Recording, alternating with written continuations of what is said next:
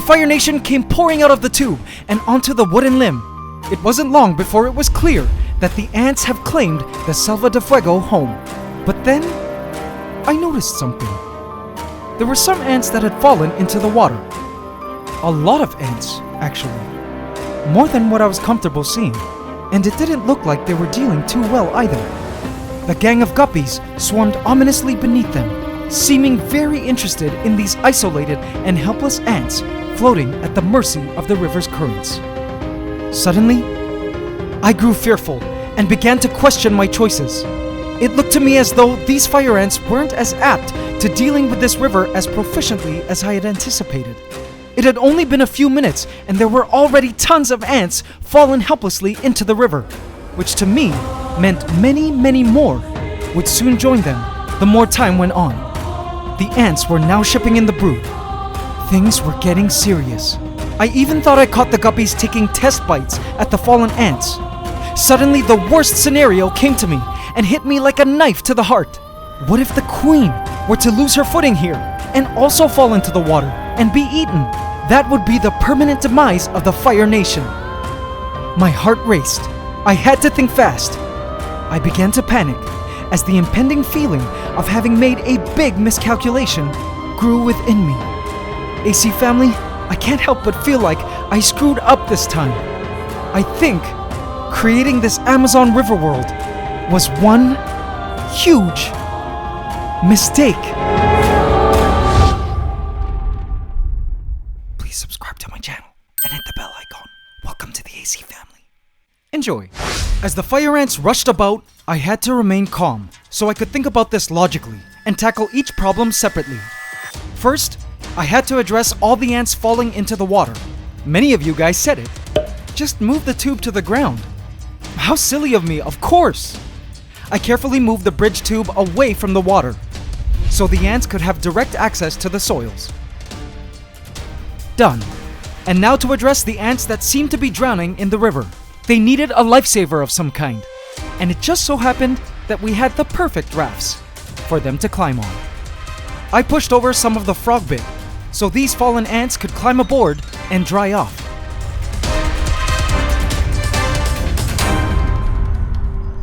Suddenly, things didn't seem as dire anymore. What a relief. I think the thing that worried me most about all of this was the fact that in a previous video, these fire ants showed perfect mastery on a thin tightrope we made them walk to get to food. Remember that video? This is why it shocked me to see so many ants falling off this much thicker and seemingly easily grippable branch. But then again, on the tightrope, the ants were much more calm and traveling in generally a single file, unlike this huge mad column here, which now, understandably, could lead to some ants slipping off, amidst all that hustle and bustle. But in addition to that, I think the fact that I wasn't seeing the ants forming their triumphant body rafts right away also scared me a bit. Should I now expect helpless drowned ants to be a common sight in the Selva de Fuego?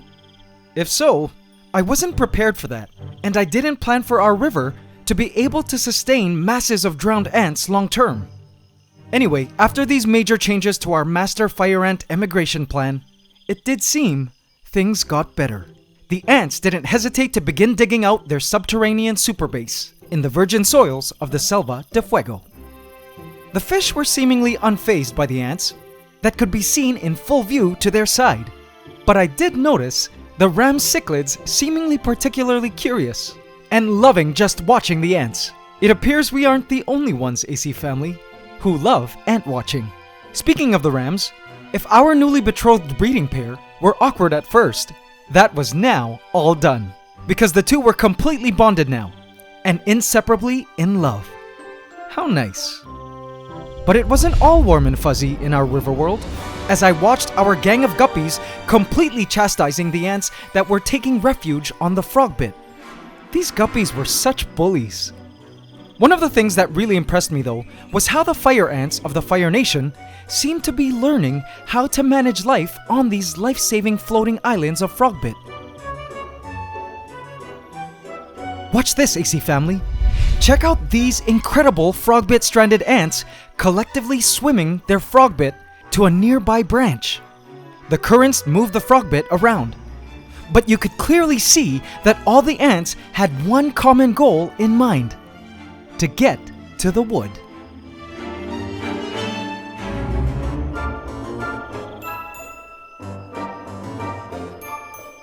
A few of the ants are unlucky enough to lose their grip and get carried away by the swirling river currents.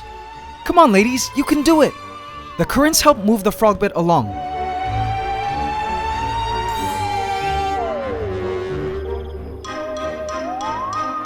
Ah, so close, yet so far.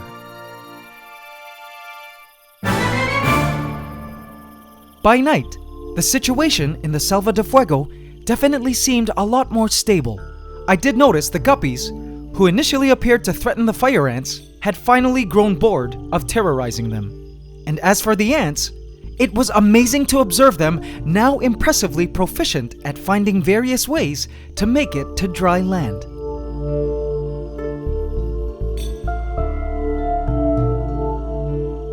Any ants stranded on Frogbit Islands were now very effective at synchronized paddling to nearby wood.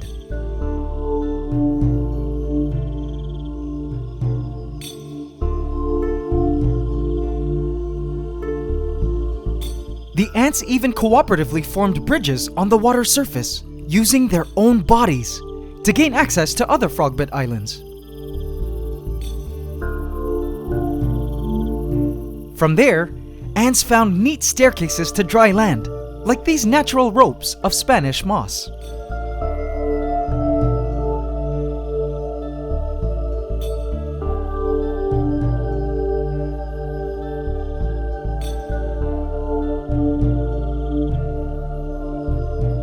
Even though the ant colony had been moving in for almost 12 hours now, there was still a lot of the colony left to move out. The Fire Nation was truly a massive kingdom.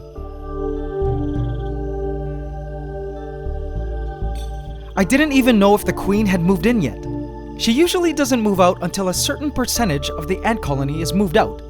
Perhaps because she needs to absolutely be sure the new home is secure and safe, complete with necessary royal interior preparations. She is, after all, a VIP and needs to have all her diva requirements met before her grand entrance. And also perhaps because she needs the majority of the ant colony to be around her at all times. It's unclear whether she decides when it's okay for her to move out or when the colony decides for her. I guess that's something we'll never know. Meanwhile, at ground level, the construction of nests were well underway.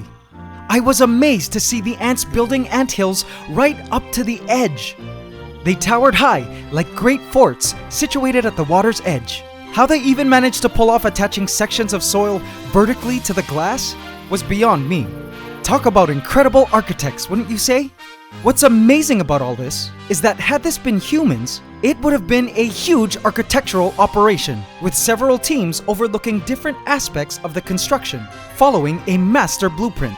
But with these fire ants, there are no job-specific teams, no master blueprint, but just one huge colony, all working together, following some collective intelligence, which will ultimately result in a massive, complex underground sanctuary. Can you believe it? The Fire Nation just astounds me. I wonder where they're gonna choose to set up their garbage site. Let's hope not in the water. I was relieved to note that our barrier of fluon was working at keeping the ants inside the setup. Thank goodness I didn't have to worry about the ants escaping. For now, anyway. The Fire Nation was at this point busy transporting the brood. These young fire ants were the lucky ones to emerge from their pupae as the future first generation of Selva de Fuegans. It was also satisfying to see that this entire immigration operation seemed to be under control and running smoothly now. And then, I saw this. AC family, this kind of caught me off guard. Huge larvae! Oh boy, the elates are coming. I completely forgot it was the season. So the reason this was an area of concern was because the Fire Nation was now starting to produce young queens and males with wings for this year's nuptial flights. And I didn't exactly have a plan for dealing with that yet, but I think we have some time to formulate a contingency plan of some kind.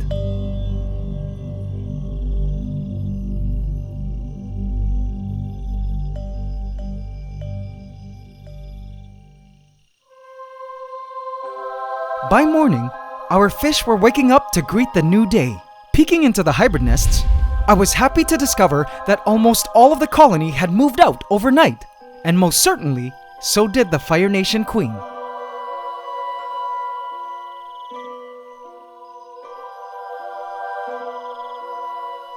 And so, AC family, later that night, after disconnecting their evacuated old home, I could officially announce that the Fire Nation had completely moved in to their new territories.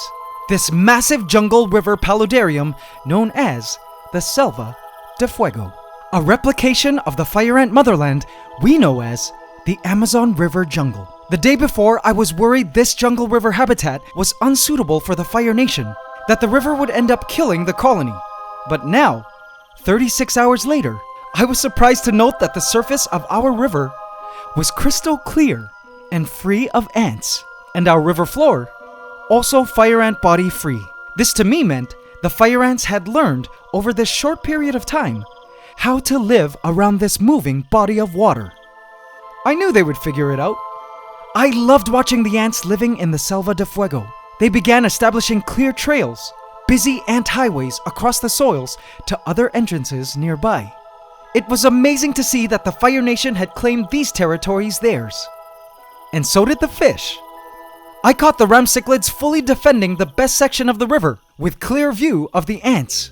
It seems the cichlids were unwilling to share this prime area for ant watching. So now, AC family, are you ready for this? A final surprise that I think you guys might like a lot. So we had the plants, we had the river, we had the aquatic animals, and we had the ants. But there was one final touch that I had planned to make this a true Amazon rainforest. And oh, AC family, sit back. It's time. At every 7 o'clock, right on the dot, something amazing starts to happen overhead in the Selva de Fuego. Something great and life-giving.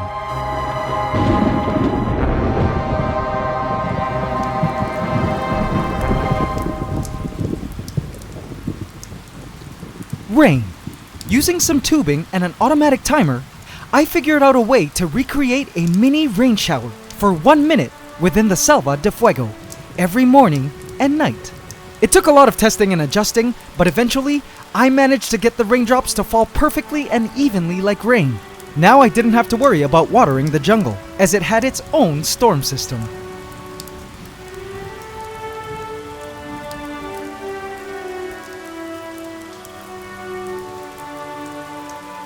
As the life-giving raindrops fell hitting the plants and soils, it seemed as though it was a celebratory heavenly sign for all the inhabitants of the rainforest that they had been blessed with a new, perfectly self-functioning home to call their own.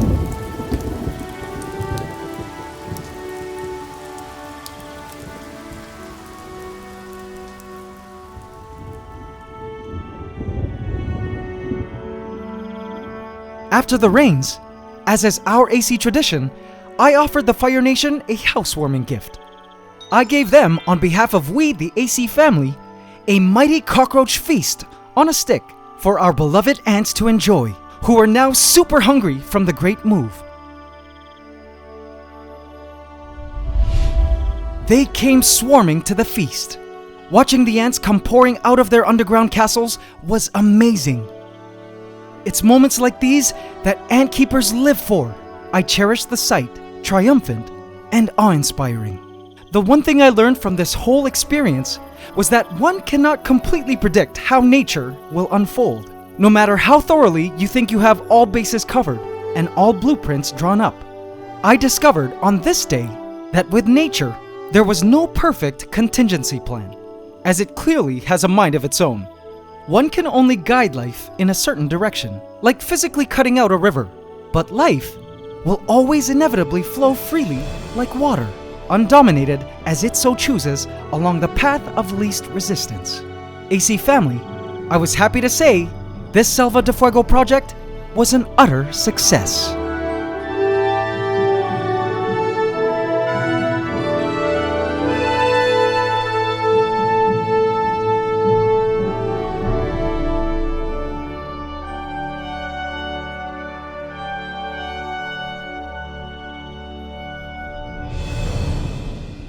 That was until I noticed the next morning the fire ants had been busy cutting out their own path of resistance.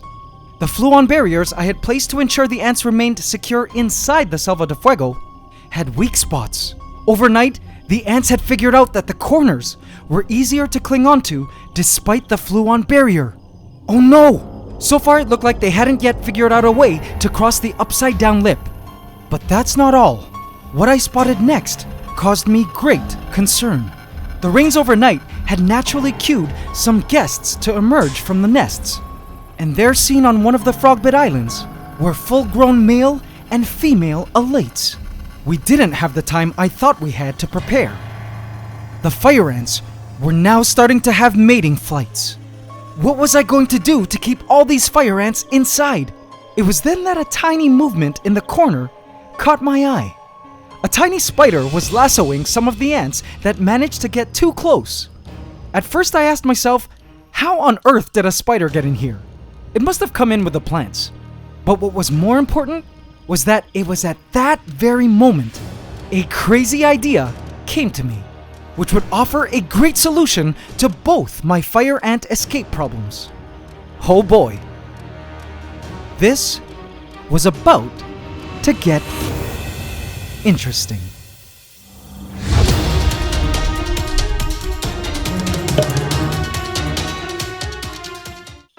AC family, just when I thought things were all settled, it seems the adventure has just begun. Tune in next week when we add a team of special guests to the Selva de Fuego to deal with escaping ants and flying elates. Trust me on this, guys, you won't want to miss next week's crazy, action-packed episode. So hit that subscribe button and bell icon now so you don't miss out on this mind-blowing ant story. Also, do remember to hit the like button every single time. Including now, AC Inner Colony, I have left a hidden cookie for you here to watch full footage of the Fire Nation enjoying and devouring our great housewarming gift. You won't want to miss out on what's there. Also, I wanted to quickly address our completely failed attempt at live streaming the Hacienda del Dorado this week. For those who don't know, I had scheduled an interactive live stream where you could feed the ants yourselves with super chats.